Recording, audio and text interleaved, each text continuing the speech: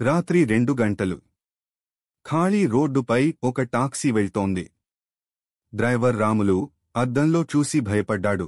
వెనుక సీట్లో కూర్చున్న అమ్మాయి ముఖం కాస్త స్పష్టంగా కనబడడం లేదు. ఆమె చిరునవ్వుతో, అన్నా, సమాధి వాటిక దగ్గర ఆపండి అంది. రాములు చెమటలు పట్టి, ఇంత రాత్రి? మీరు అక్కడే దిగి ఏం చేస్తారు అన్నాడు. అమ్మాయి కేవలం, నాకెవరో ఎదురుచూస్తున్నారు అనింది.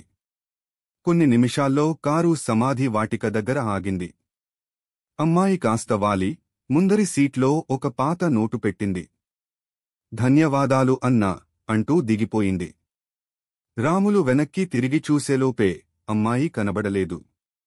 అతని గుండె బలంగా కొట్టుకుంది. చేతులు వణుకుతూ ఆమె ఇచ్చిన నోటు చూశాడు.